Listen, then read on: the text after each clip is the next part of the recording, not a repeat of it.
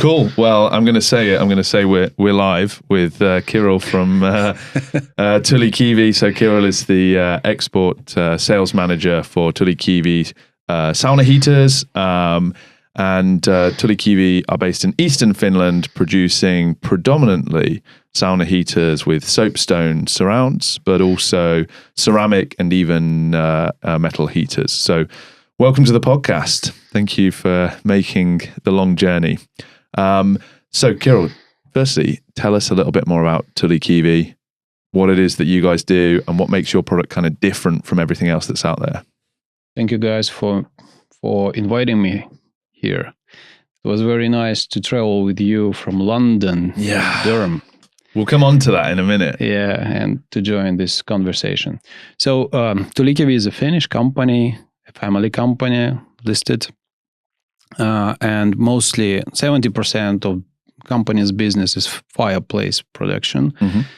And all the rest is sauna heaters and tiles, which can be used also in barefoot areas and very fancy places. Bathrooms and kitchens. Bathrooms, steam rooms, around swimming pools. Yeah. It's not slippery, nice and fancy stuff. Excellent. Yep. So a little bit on that, right? You mentioned you do fireplaces. So talk to us a little bit about the history of soapstone use in fireplaces in Finland and where this kind of all comes from. The history goes like more than 100 years ago, mm-hmm. when it was hand mined mm-hmm. from the quarries, and mostly was used for facades, mm-hmm. used in Helsinki and also shipped to Russia, to St. Petersburg, because it's easily carved. So facades is in like building? Yep. Wow. Yeah, building facades. It's easily carved, and that there was the culture of doing that. And after some time, Tulikivi was founded in 1980 mm-hmm. By Ray Valkonen, mm-hmm. the father of the current CEO, Heikki Valkonen. And I heard a story that he was like traveling through the Nunnonlahti, is the place where Tulikivi is based, mm-hmm. mostly, the main production. And he like saw these old fireplaces and destroyed by the time houses. Mm. But those stoves or fireplaces, they preserved. They're and it kind standing. of came to his mind that it would be nice to recover all these things. Yeah. And there was an oil crisis, which helped to really bloom Tulikivi by sales. And the idea was to make the fireplace like Ford did back in the times, this conveyor idea. Not to make it custom made every heater, but industrial production. It started. So that was the start. Mm-hmm. That was the start. And obviously soapstone has some quite unique properties, doesn't it? And I think, for the benefit of the listeners, soapstone fireplaces are what some people might call heat storing. Yeah. So give us a little bit of an understanding of what that's all about and how it works. Yeah, heat storing, heat accumulating material as brick, but has higher density. Mm-hmm. We got 3 tons per cubic meter and very high conductivity versus clay or bricks, just standard bricks, like 6-9 times faster, and 2.5 times more energy we can keep in 1 cubic meter versus those. It's got a massive thermal capacity, specific heat capacity. Yeah. So it means for the customer, for people, when you build a stove at home, it takes much less space, mm-hmm. but the efficiency is similar mm-hmm. to bigger brick fireplaces or stoves. Yeah, I mean, anecdotally, I've made the mistake actually in log cabins in Finland of lighting a fire in a soapstone wood-burning stove, in a Tulikivi stove, thinking, it's a nice evening, a nice romantic thing to do. Get the fire going. The notion of a fire. Yeah, so we get the fire going, and then the house is unbearably hot for 2 days because it takes, just with a small amount of wood, the thermal mass in the soapstone just absorbs all that heat, and then it just re-radiates it slowly over the course of several days. And, it's amazing. You can be touching it and be like, wow, it's still warm, more than 24 hours later. So this product's then been used in the sauna industry for similar applications, right? Yeah. When it comes to radiant heat or infrared radiation, which is very important ingredient of this nice climate at homes, it comes to sauna also as well. Yeah. That we use this stone to radiate heat, because radiant heat or infrared radiation, one of the most efficient ways to heat up solids. Yeah. And that adds to sauna climate really nice feelings. Yeah. When you got the benches, the human body heat up with these electromagnetic waves. So as to say. Yeah, and I think maybe if that's too much of an esoteric concept, if you imagine being in a warm room versus on a cool day standing in the sun, that nice warming feeling from the sun, even if it's cool outside, is the radiant heat. Yeah, easy to breathe. Yeah. Not overheated air around. Yeah. It's very nice. Yeah. And these thermal features which we have, they're very important, and we focus on this when we're marketing the products, when you use it, and our customers, I believe, very in love with that. Yeah. So I'm guessing it wasn't always used as a material, though, in saunas and sauna stoves. So is there a point in Tulikivi's history where they went from making fireplaces to also kiowas, sauna stoves? Yeah. Sauna culture, in Finland is really widely spread. So I think that there were always some sauna heaters, saunas, which were made out of soapstone. Yeah. But when it comes to electric sauna heaters, the first time when we made the product line was 2011, as far as I remember. Correct.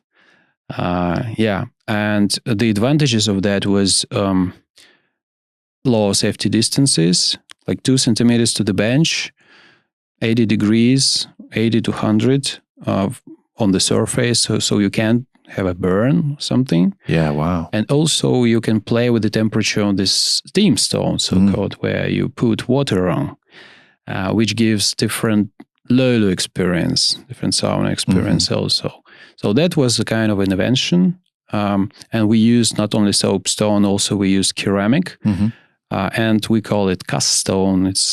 We developed it by ourselves, and now we still keep producing that. Yeah. We also used a couple models with marble and granite, but they are not like so popular as the stone. Yes, for these features. Well, interesting. You should say that, and that's something that we kind of see a lot of in the UK as a design consideration is minimum safety distances. So often in the UK, because of the difficulties around getting 3-phase power to domestic properties, most houses have single phase, which means most houses have a 9 kilowatt or maybe a 6 kilowatt heater, which means that the footprint of the sauna is much smaller to try and make the most of that space.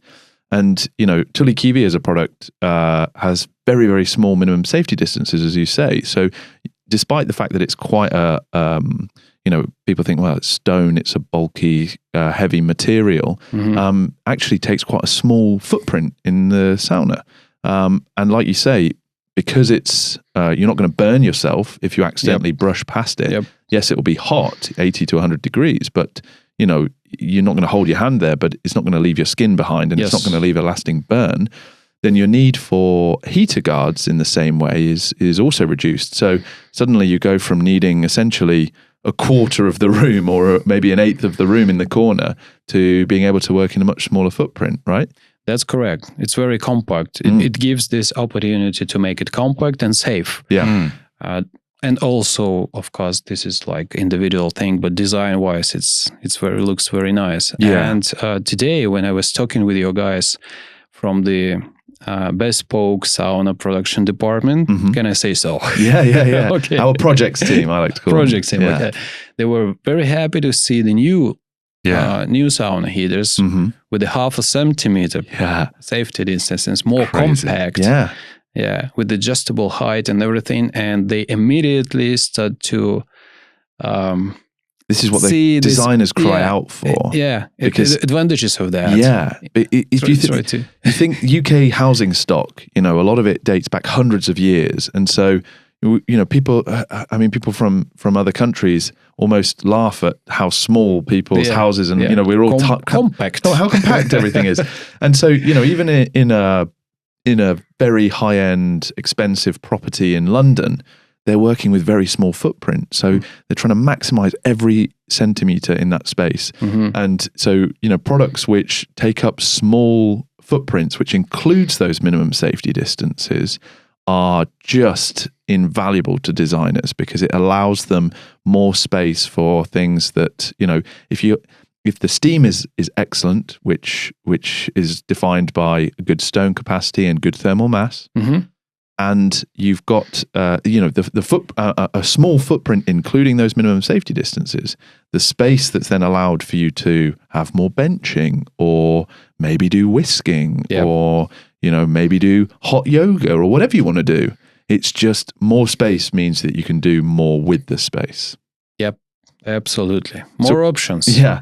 So for the same price. You talked about being able to do different things with it. So we've got some cool samples here of soapstone that has been treated in different ways. So tell me what I'm looking at here. What have we got? So the stone is gray, but we can process the surface with different ways. The soapstone itself is actually quite soft. Yeah, to the touch, it feels very soft. Yeah, talc. Yeah, it's similar to talc, right? Yeah. Magnesite makes it conductivity high, and talc makes it soft, and also not burn. How it is in English when you can't burn? Yeah. You can't be burned. Yeah. It doesn't burn you, I guess. Talc played a role, right? Very big role in this also. Yeah, I suppose insulating in a respect, and it's easy to cut. Yeah. Easy to cut and curve. But then you also have this like really beautiful veins of quartz running through it. Yeah. So as a stone itself, the samples we've got on the table I'm looking at, have some really amazing natural patterns and texture, which again, like I think people crave more. And we were at the UK Sauna Summit just yesterday. And there's lots was of awesome. Yeah, you should go there, guys. You should go there. Yeah, it was really phenomenal. It was really great. The first ever UK Sauna Summit. Yeah, excellent. But to hear everyone talking about sauna and as a natural experience and kind of being tied more to nature and in natural settings and natural materials. Well, that's it. It should spill over into the sauna. And maybe we've lost sight with in the modern age with big monolithic metal heaters, whereas actually there's something really soft and welcoming about. Well, let's go back onto that in a second. I want to talk about sort of the finishes, smoke saunas, and also banya heaters and things like that, and that sort of more natural approach. But before we do that, obviously we just started talking about the cool things that you can do with that. So there's 5 pieces of soapstone in front of me here. They all have progressively difficult names for me to pronounce. Finnish names. Yeah. So we have, but they're all different levels of either brushing or water etching. Yep. Right. Yeah, they're exfoliated or. It can be mechanical or water. Yeah. This one is. That's my favorite. Yeah. The brushed. It's brushed, right? Yeah. It is, and it brings the veins out in it. Tulikivi blue brushed. Yeah. Yeah. It's. So what are the veins there? It's quartz and the what do you say? Martensite? No. Magnesite. Magnesite. Yeah. Is that harder than the talc? Yep. So what we're seeing there on the brushed one. This is white as talc. This white vein talc. Here is talc. It's talc. Is it? Is that not? It looks like quartz. Sorry, guys, to disappoint you. So that's the tell. This is all about learning here. Yeah. This is all news. But these variety of processes that you've got. So you've got the water jets that blast the surface. Yeah, this is called graphia. This is called nobile. More even. Yeah. But still usually darker, like dark gray. I guess this is sky. Correct. Is that correct? Oh, okay. So on the back of these samples, there's names. I still remember something. And this is classic. Classic, Usually it's more even, but you never know. It's a natural stone. When you go deeper in the quarry, it can have some, these drawings, which was made by nature. Yeah. And you mentioned about the density. I mean, it certainly feels heavy to the touch. So that's where we're getting granite. That. Heavier than granite. Wow. Yeah. We have 3 tons per 1 cubic meter. Yeah. Yeah, it's pretty tough. Yeah. Actually, that kind of puts it in perspective when you see it being quarried. Yeah. So in the massive quarries in Joensuu in eastern Finland, I try and paint a picture with words. They have these giant, almost kind of like chainsaws. Yes. That work slowly through the rock face. Vertical and horizontal, and we cut out those blocks. And they're cut in a sort of, I guess, like a trapezoid, like a parallelogram, right? Yeah. Afterwards, if the block is too big, we got a cutter, a separate cutter who makes it smaller. Okay. Smaller pieces. But these blocks, when they're separated out, and then they get loaded up into the trucks. How big are they? You mean the cubic size? Meters? Yeah. Oh, it's a good question. Approximately average, 10-12 tons. Wow. And so how many cubic meters is that? If it's 3, it's 4 cubic meters. Meters. Wow. Per block. Yeah. So yeah. It can be smaller. Yeah. But it's such an enigmatic material because it's so soft to the touch, yet it's really slip resistant. Yep. So obviously, you even could have the this more on polished ones. Yeah, you could have this on, I guess, on a bathroom floor, no problem. Yeah. And then it's so dense that it holds and re-radiates that heat so nicely. So it's how is it with underfloor heating? Is it? It's the best thing for that. No, also, really? when you have a floor heating system, it's really enjoying. Yeah. When you step on this, it's like soft. Yeah, When I you can step, imagine it. Yeah, it's. But you're not going to. You guys were in the factory. You have. Yeah. You have experienced that. Yeah. But I'm just surprised that my thoughts are when something's really dense like this that it would take ages to heat up, right?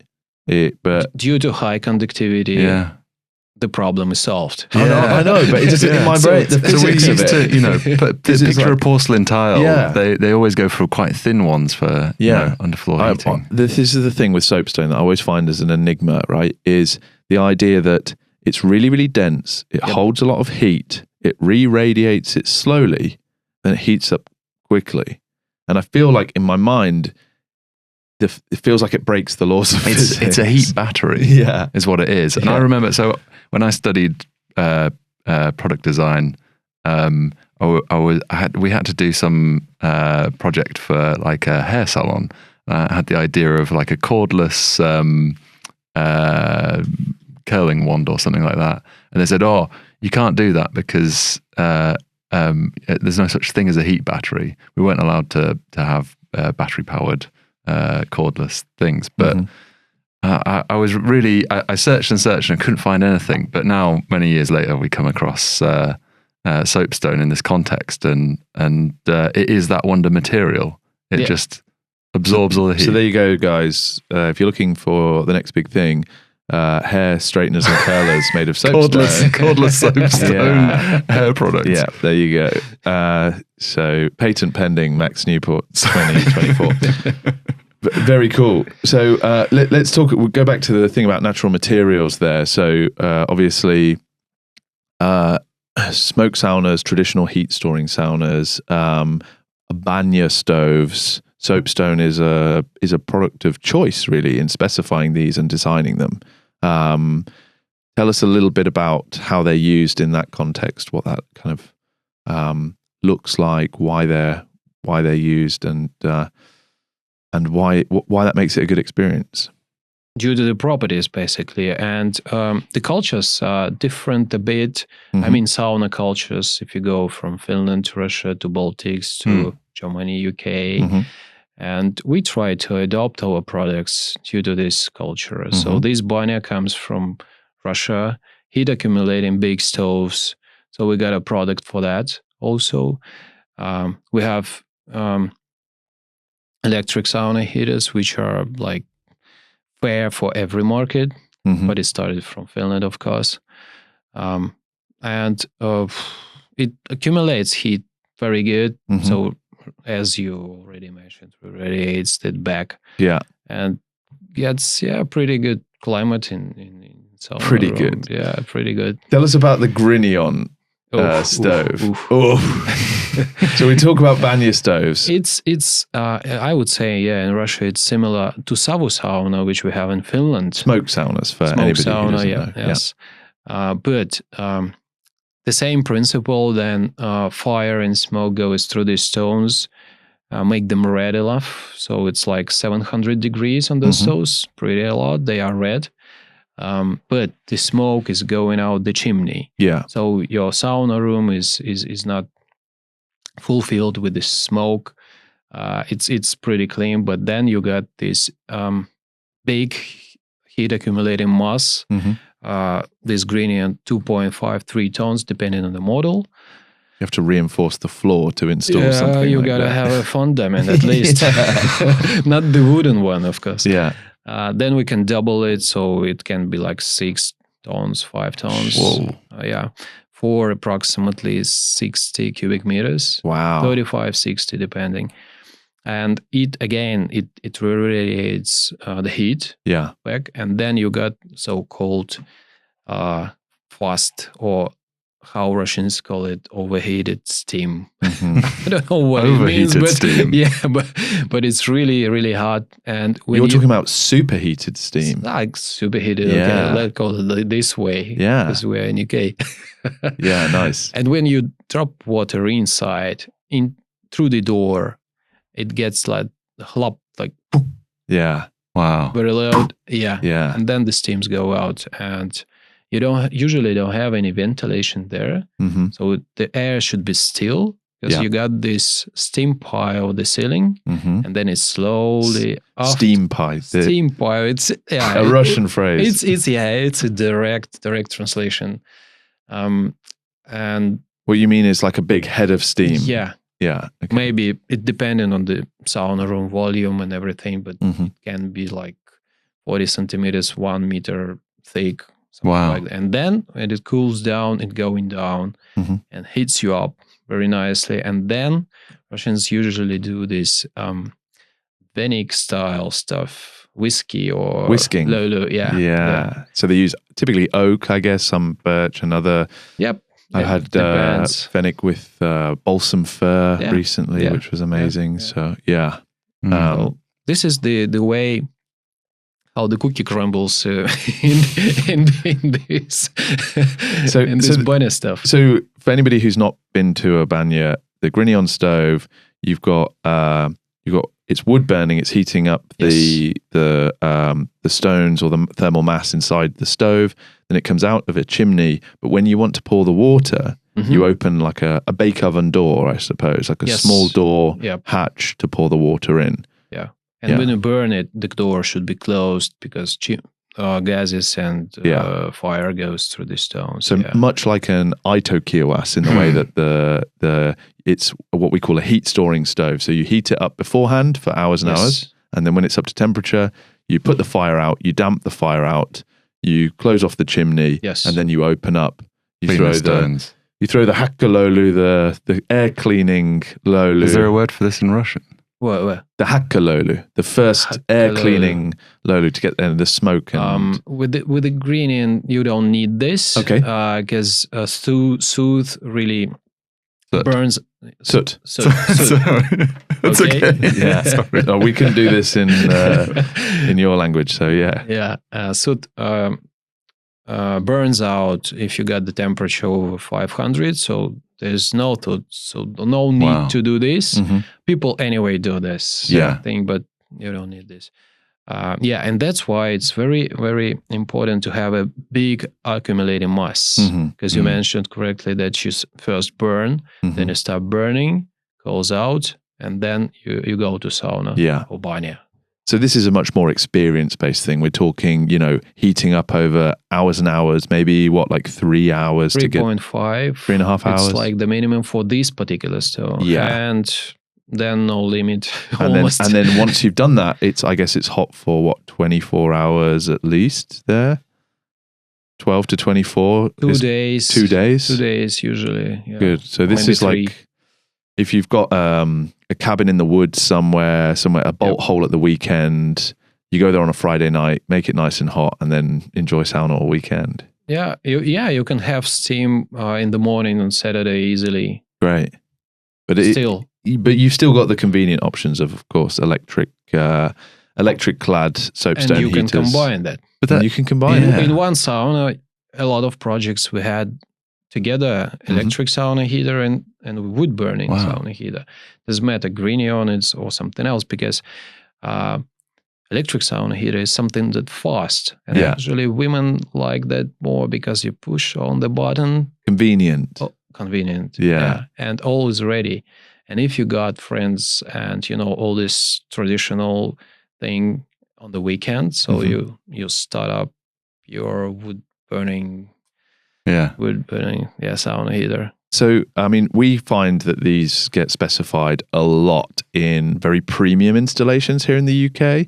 And we've been fortunate enough to have them in, some famous named people, which we're not going to name on the podcast. But what I am going to ask you is, do you have any big name famous people that have Tulikivi heaters that you're allowed to share with us? All over the world, you mean? Or whatever. Any famous customers who have proper Tulikivi heaters? It's a good question. We're not getting anywhere.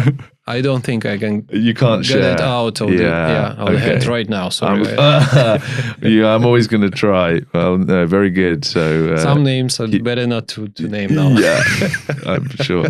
I do like though the fact that in the context of more modern sauna construction, particularly with electric saunas, and just more modern where you're not like you picture a traditional sauna or a savu sauna, it's a log building. So you have a lot of thermal mass.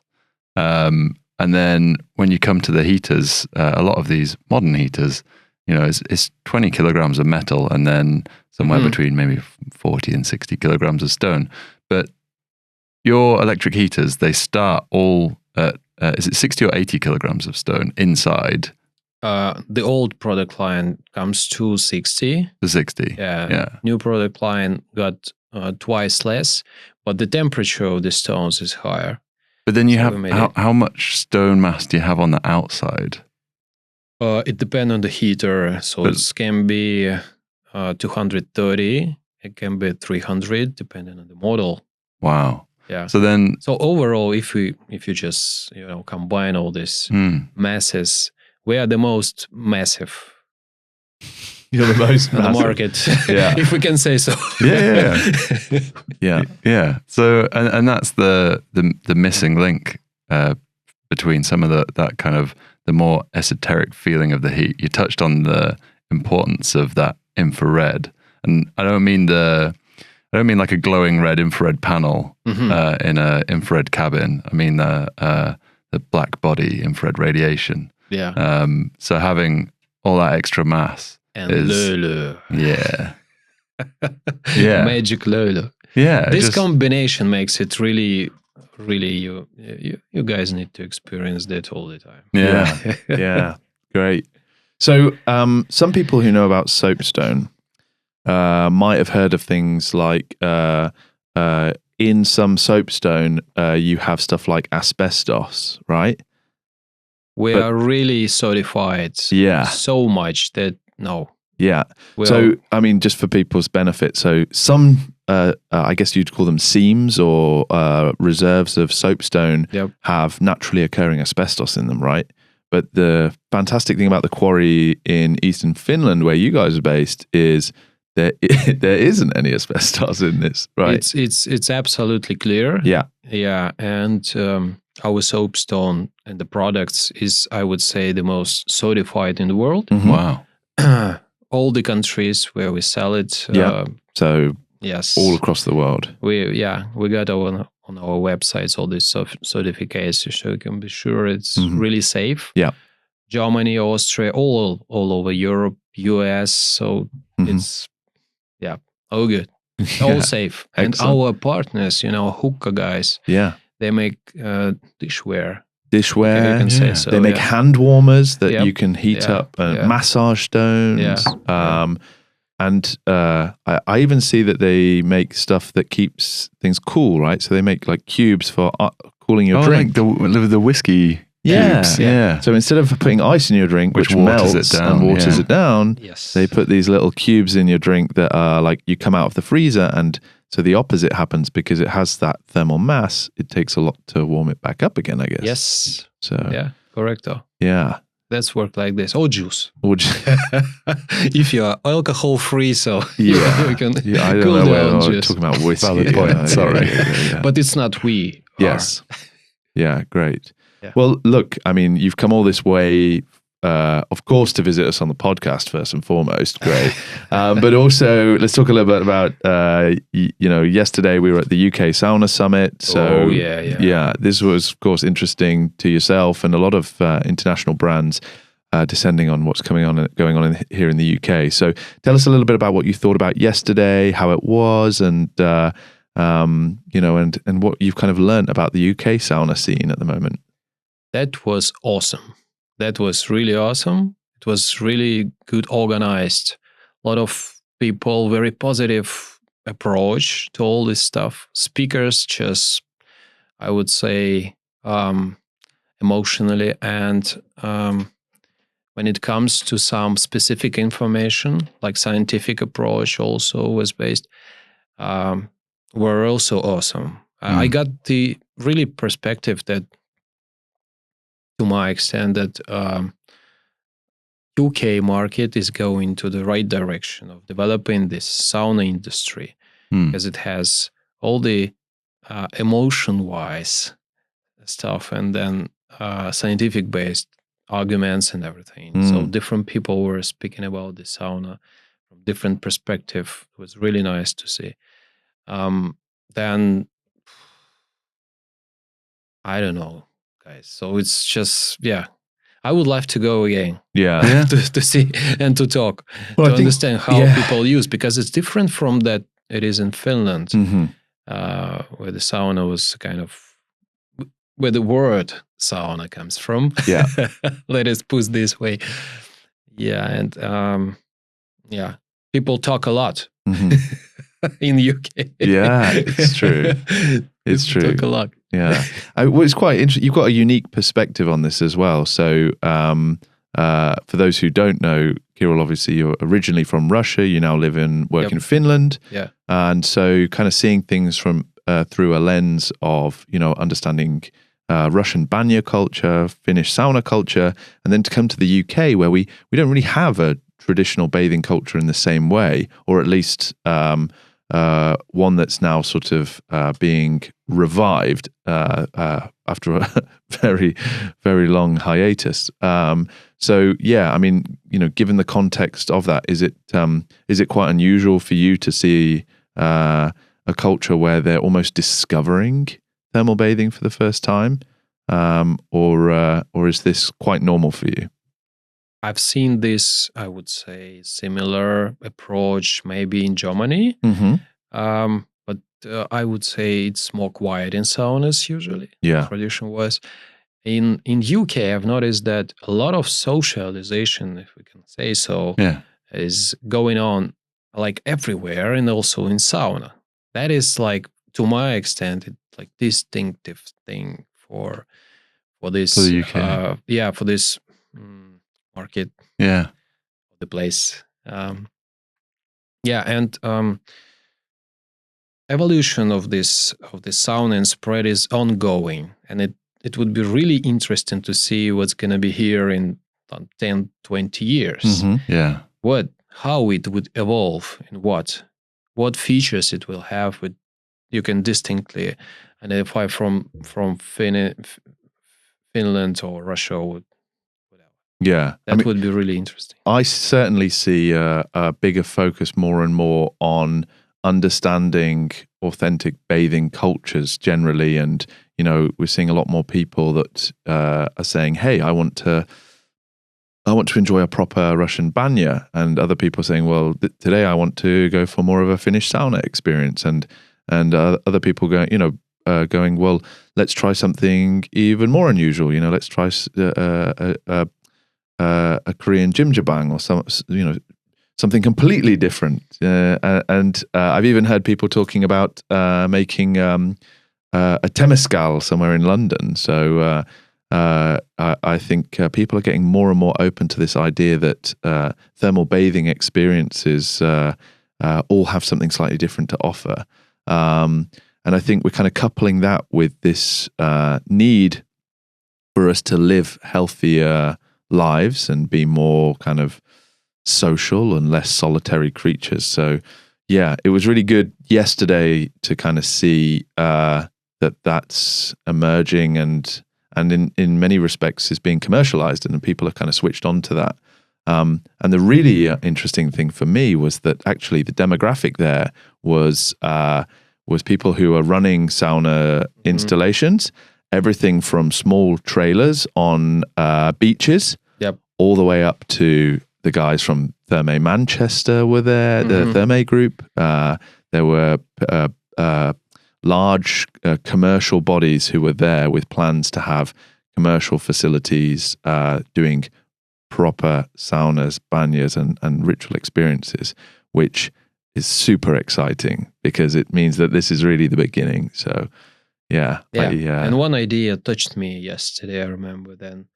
I personally really love English pubs, but there was the idea that kind of want to substitute that stuff and churches for wellness or thermal bathing. Yeah. So people will, I think people in the UK are much more switched on to health and wellness now. And I think people want better health outcomes. We're very spoiled in this country with a National Health Service, which is free at the point of need. And but the difficulty is we have nearly 80 million people living here. I read that, and this may be wrong, but last time I read it, the NHS is the 4th largest employer in the world. Yeah, I don't think that's the case anymore. It's still close to top 10 or around the top 10. So if you include government bodies, so militaries and government bodies, I heard it was number 4. If you include commercial enterprises and things like that, so the NHS is usually not considered in the commercial comparisons? Yeah, the last time I checked the list, it included both governmental bodies and the likes of Amazon and McDonald's. So yeah, it's still huge. It's still massive. Yeah. So we have this overburdened health service, and so people are sort of switching on to the idea that, particularly when you look at the amount of treatment that's required due to lifestyle factors that are self-inflicted, so smoking, overeating, under-exercising, that sort of stuff. People are kind of switching on to this idea that, hey, maybe I need to take a bit of better care of myself. Because there's not going to be this thing there always there that I can rely on to prop me up, and I need to take more care to avoid that, as opposed to prevent rather than cure. So I think people are becoming more and more critically aware of the importance of health, and that's coupled with the cost of drinking out. If you go to a pub now in the UK, it's expensive for a pint of beer. I'm not going to say numbers because we're quite lucky up here in the Northeast. It's cheaper than in London, but you're not getting. You can easily spend a lot of money if you go out and drinking on an evening, and so gone are the days where you can just go to the pub for a lunch and a pub in the evening and a pub every day every week. It's now become something that you might have to go, okay, we're going to go for one evening this week to the pub, And so the social aspect of that once upon a time, and we've talked about this a number of times on the podcast, so apologies to regular listeners because this is a trite point that I've made a number of times. But the community in the UK used to be around the church, around the pub, and around what I call the Village Green Preservation Society. So that's all the community groups that that you think of a village life, and the Women's Institute, and a lot of those things are gone or in decline. Very secular culture now in the UK. Far fewer people going to churches, far fewer people going to pubs anymore. But they need those community spaces. Like, we are social creatures, and so we've moved into these massive cities, and yet we're the loneliest we've ever been as a society. So, and we were very fortunate before we went to the UK Sauna Summit the night before. We just stopped in at the community sauna baths in Hackney Wick. Yeah. And we're in a room full of people, many of whom have never met before. Yeah. And we're chatting. Yeah. Everyone's chatting. And we're socializing. And where do you come from? And what brings you here? And oh wow, what are things like in your town or your country, or just But it wasn't just us. Obviously, we were in a sort of somewhat private corner of Hackney Wick, but it was business as usual throughout the rest of it, and it was heaving. Yeah, I mean, they have a really well structured events calendar now. So people are turning out frequently for events, and then just regular sauna goers, private bookings. And I saw it all whilst I was there. There was a private booking, there was regulars attending, and then there was people at the event, and it was busy. It was really refreshing to see. Yeah. Yeah, nice to see that in the center of London. Yeah, in the center, or on the roof. Yeah, like the summit. At the summit, of course, the rooftop saunas at Nettle 360 as well. So, and I was thinking when we was just telling about the smoking or drinking or whatever, I just catch up myself with the thought that in Finland, for example, the pack of cigarettes is just above 10 euros for one piece.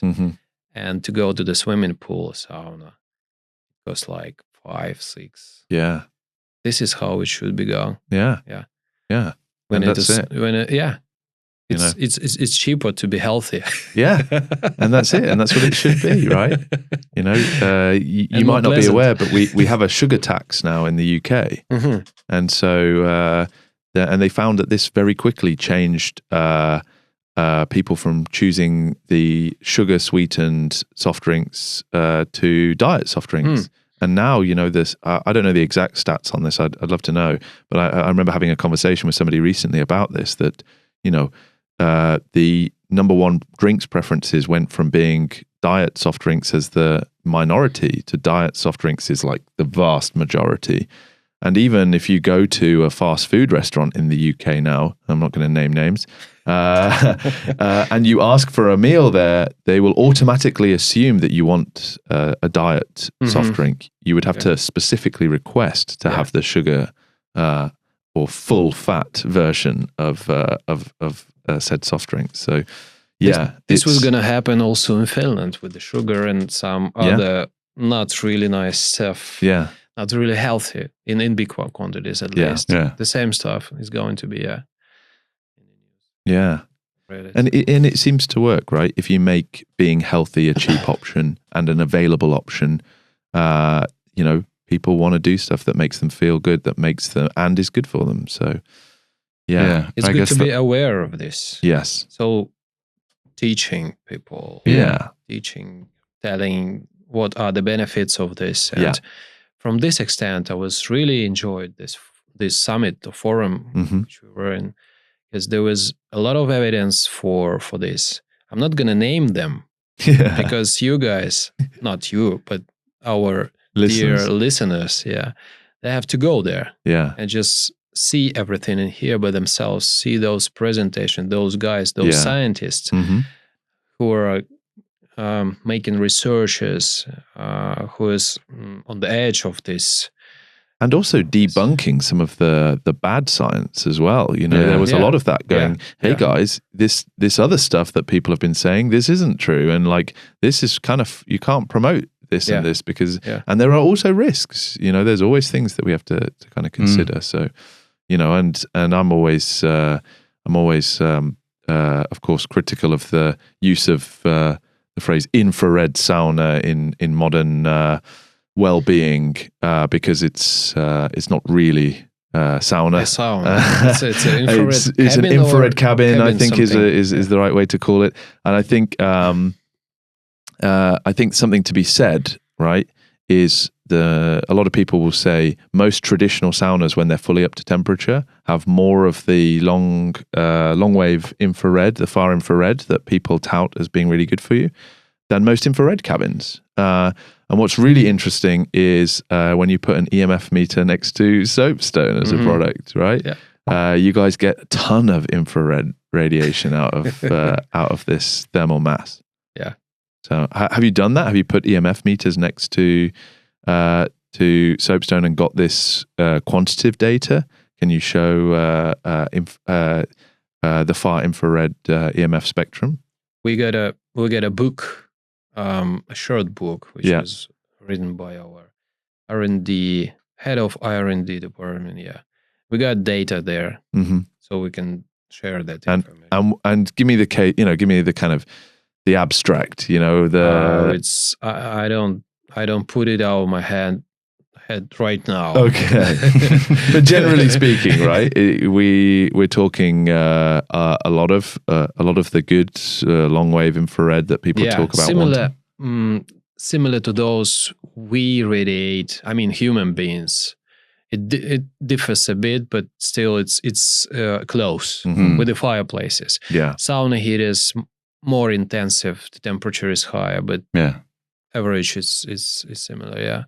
I mean, and that's something, you know, this is anecdotal, of course, but that's something that I've experienced when using Tulikivi heaters is that heat is more similar to a smoke sauna, that heat of being, that kind of feeling of being heated from everywhere. So those, you know, enveloping heat. So this idea of like, there's different ways to feel heated in a sauna. You've got heat by the convection, the air moving around in the space. You've got the heat of the steam, the heat transfer, from the condensation from the steam pie, as you call it, which is a hilarious phrase. How it sounds. The steam pie, and then you have the radiation, which happens obviously from all the timber, from everything in the space. But there is this different kind of warming heat that comes from infrared, which is the closest thing to, and it must be to do with lämpömassa. It must be to do with thermal mass, right? That when you have a savu sauna, you have big, thick log walls, and you have tons and tons of stones. And then also soot, I guess, black body radiation from soot. Yeah, I mean, to extrapolate that further, well, we were even talking the other day about the massive log benches. And the idea that if you have thermal mass, obviously the stone is great, and Kirill's here to talk about the stone. But we were talking about the massive logs, and that because wood breathes, it actually helps kind of the consistency of the humidity in the löyly. So you know, in modern saunas where we've got 15 mil cladding rather than big log walls. Maybe the least we could do is try and introduce some massive log into the benches or something. Yeah. Just so you have that kind of thermal mass and easy to do löyly control in public saunas. It's interesting you say that. If you think about Rajaportti, which is the oldest, supposedly the oldest public sauna in Finland, in Tampere. When you go there and sit in there, when somebody pours water on the stones, the steam like peaks up really high, and then it comes down and it's cooler again. And that's much more like a steam bath, right? Traditional steam bath in there. And it's funny you should say that the timber kind of plays a regulatory role in helping in that, because that's an example of where you've got... They're all like plastered walls, aren't they? Yeah. There's not a lot of timber. There isn't at all, only on the grids that you sit on. So yeah, it's funny you should say that. Yeah. So tell us what's new in what's coming around the corner with Tulikivi. What are the latest developments? What should we look out for? Are you allowed to say? Oh, Yes. Yeah. This year is blooming with new sauna heaters, which we make, and fireplaces also. We're going to the new markets with the smaller models. They will be more affordable for people.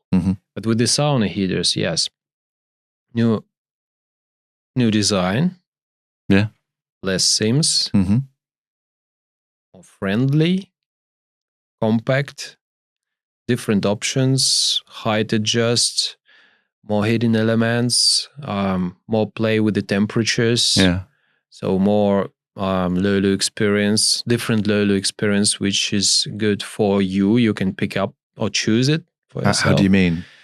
You are having the control unit where you can play with that. So the idea of the löyly is that the higher the temperature of the stones, steam stones, which you have, the faster the evaporation process, then the harder the impact of the warmth. So the sharper the steam. You can say, on human's body. So the lower the temperature, so the evaporation process is slower. So it's going like smooth. Yeah, soft steam, or mieto, how Finns call kuma. It's like the stronger. We can say so.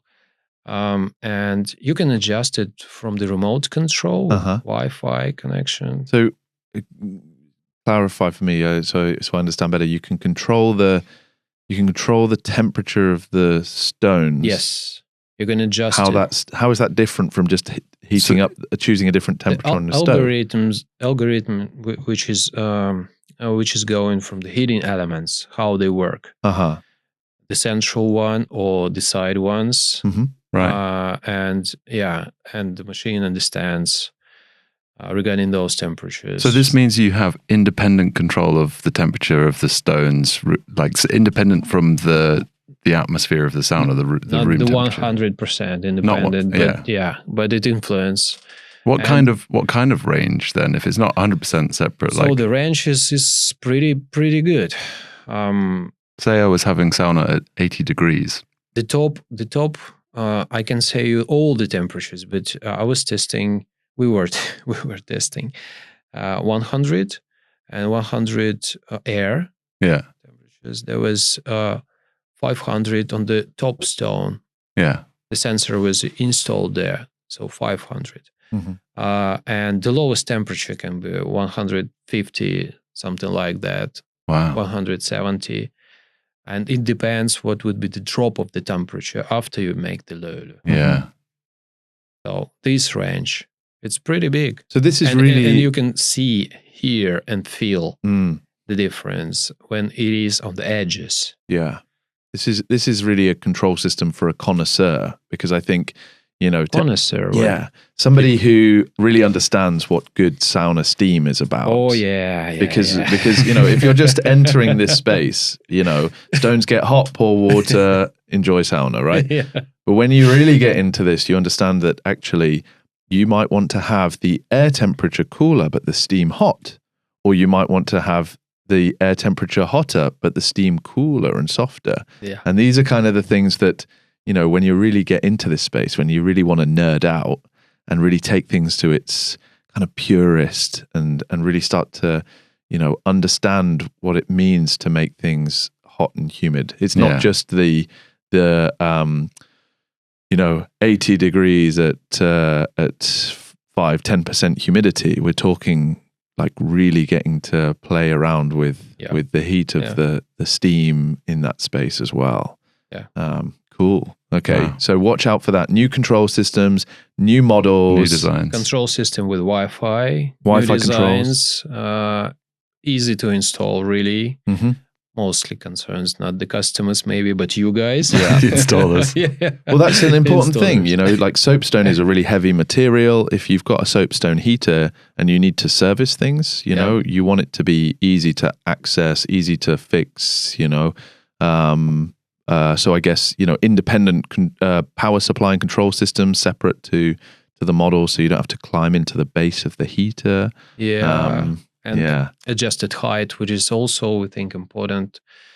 So you can have the heater higher, you mean? Yes. Great. 15 centimeters higher can be. and we can follow this golden rule, Finnish golden rule, The law of löyly. the law of löyly, yes, and we can make it higher if you get some ventilation solutions which allow you to keep the temperature of the air more even in the sauna room. Yeah. So saunas are different, the approaches are different. So we try to make the key points realized, or how do you call this, made in our product line. Yeah. Then what else?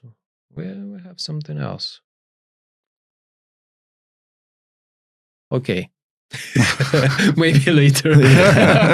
So new models with small minimum safety distances. Oh, thank you. Yeah. You always give a good hand. Yeah. Mr. Jake Newport. Safety distances. This is one of the key advantages. We got 2 centimeters with the old product line, and the new ones, if we speak about the soapstone.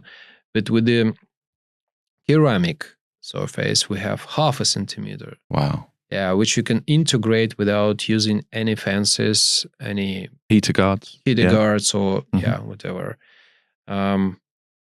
It's safe. It has nice design overall. Sauna integrated, perfect. Right. Yeah, you need to check it and try it.